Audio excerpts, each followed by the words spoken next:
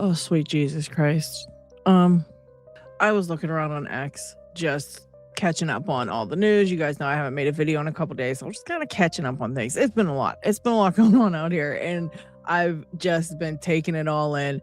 And I happened across this post that I have to share with you guys. I have to share this. So hopefully by now, all you guys know who Mitch Snow is. So Mitch Snow happens to be a source that Candace Owens had on her show right before the holiday break. And Mitch was talking about this military base, Fort Huachuca, that he happened to be on in the days leading up to the assassination of Charlie Kirk. He claims to have seen quite a few interesting people on that military base, including Erika Kirk and Brian Harpole, among some others. Of course, the internet is going crazy about Mitch right now. A lot of people have been trying to get some more information about Mitch to kind of discredit him. We actually talked about it here on the channel a little bit, where he was on the news for, some type of domestic thing with his wife. And I told you guys it sounded kind of fake and I didn't really believe it. And then later on, it actually did come out. The whole video of that incident came out and a lot of it was just not true. Mitch elaborated on a lot of things and made some stuff up. He seems to exaggerate a lot and he seems to make a lot of shit up. That's what I can tell about Mitch. Don't forget to like. But some stuff has come out about Mitch that I have to tell you about because it's insane. Okay, let me read the AI summary of who Mitch happens to be. It says, military veteran and witness, a retired U.S. Army staff sergeant and former combat medic who gained public attention in late 2025. He appeared on Candace Owens' podcast to provide eyewitness claims regarding a timeline related to the death of Turning Point USA founder Charlie Kirk. So that is basically like a little rundown of who Mitch is. So he turns up on Candace Owens' show. And so, of course, now that he's been on there, everyone's in an uproar trying to basically like either disprove his story or prove he's a piece of trash or whatever. Everybody's on Mitch trying to figure something out. All that aside, when it comes down to the Fort Huachuca story, Mitch definitely was there. Now, whether he saw who he says he saw, that's a whole other topic. Okay, I have a feeling myself that Candace probably does not believe that Mitch saw any of the people he claims that he saw. But by having him on her show and by having him call these people out on her huge podcast, now they all have to basically turn over some type of proof as to what their whereabouts were in the days leading up to Charlie Kirk's death. So it's a way for her to get that information without having to basically go out and try to find it herself. It also shows us all how these people are going about giving us this information. Because as you know, we talked about the congressman in the last video and said that, he was at the House of Representatives for some type of voting and he only showed up like for the third set of votes. So he kind of came in late. So his alibi that he gave really doesn't cover like a few hours in the morning or something. So his alibi was kind of sketch. Erika Kirk never gave an alibi at all other than a finger over the cell phone for the day after people supposedly spotted her. And Cabbat Phillips has most recently posted a receipt on X that looks super fake.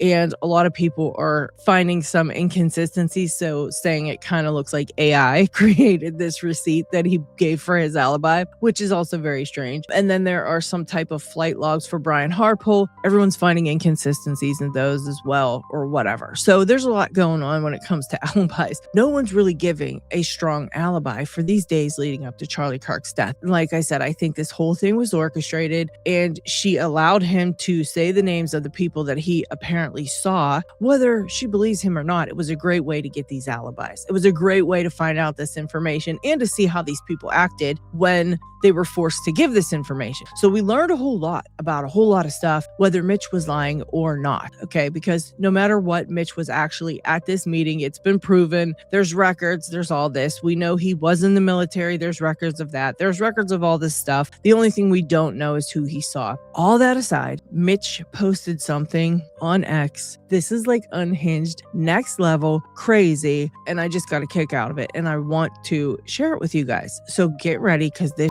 is insane. Okay. This Evan Kilgore post, holy shit. Mitch Snow, the man Candace Owens allowed to lie to the world about seeing Erika Kirk, the head of TPUSA Security, Cabbat Phillips, and Representative Amodi at Fort Huachuca, is now claiming his father is the Zodiac Killer. You can't make this shit up, guys. You cannot make this it up. Now, he actually was at the military base that day. And again, she definitely said she cannot verify what he saw with his own eyes. So I don't think you could really say she lied about anything. So I kind of disagree with that. But anyways, Candace Owens got played by a psychopathic liar, he says. I don't think Candace Owens got played. I think she played Mitch perfectly, to be honest. I really do.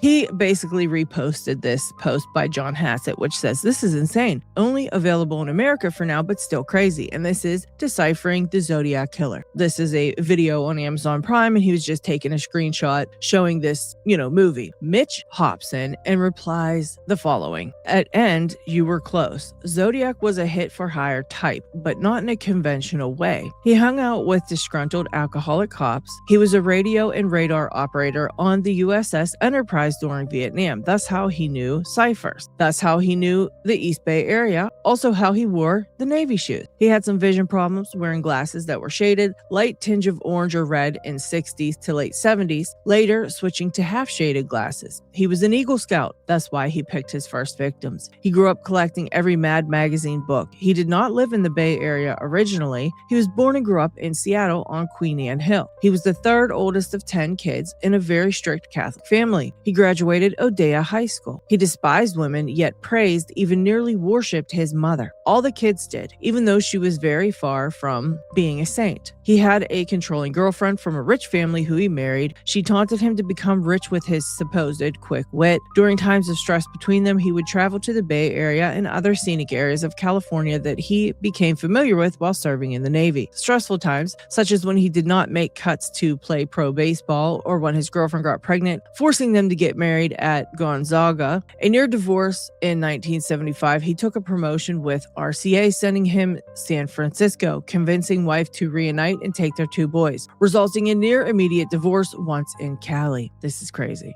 Living in Hayward, Livermore, Pacifica, Half Moon Bay from 75 to late 79. Single dad raising 2 boys, he loved picking up potential proteges and would train them to commit ...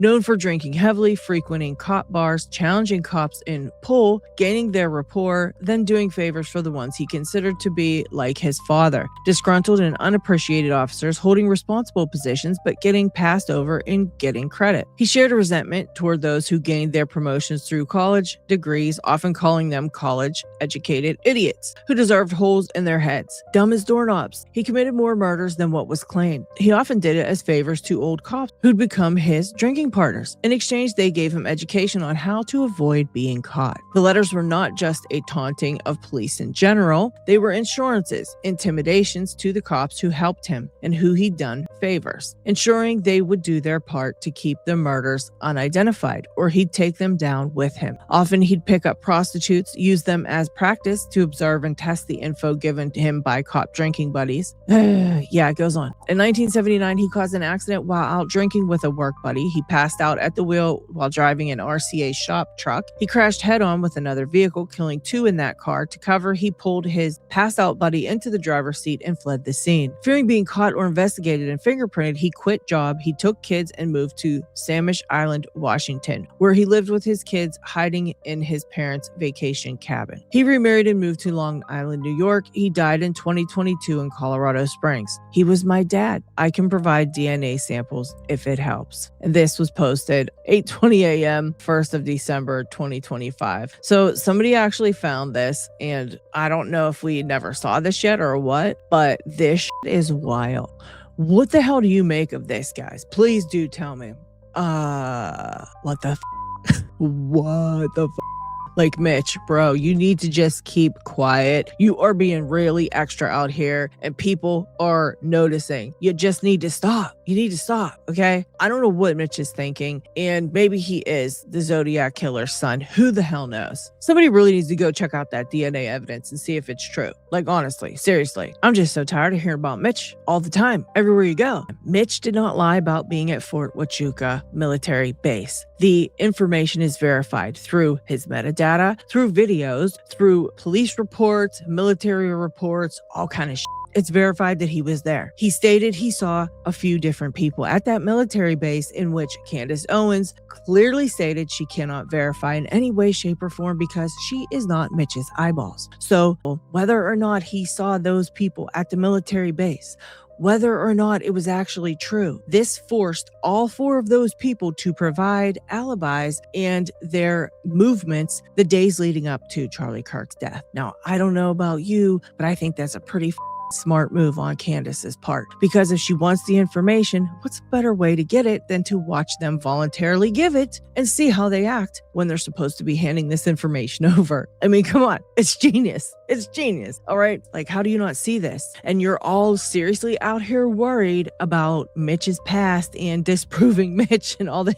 And guess what? The whole point of that exercise has already been made. She got all the information she needed. She's seen how every single one of these people are moving, since they have to provide these alibis now to satisfy the public. Mitch still was at the military base, whether he was a wife beater, whether he's a liar, whether his dad is the Zodiac Killer. It all just worked how it was supposed to work. And everybody's still all up in arms over who Mitch was in his past and who he is right now and all this. Like, forget about Mitch. Mitch's part in this story is done. You know, everything she needed from Mitch, she got from Mitch. Okay. And yeah, looks like Mitch might be a little cuckoo. I don't really know. Maybe his dad was the Zodiac Killer. We need to know. So somebody needs to get out there and check Mitch's DNA stat, because we need to know if his dad was the Zodiac Killer now. All right. Anyways, people are still stuck on Mitch. I think it's hilarious. I can't believe that all these people really didn't see the entire thing. It's like, you can tell who's out here playing chess and who's out here still on the checkerboard, right? Anyways, I will see you guys on the next one.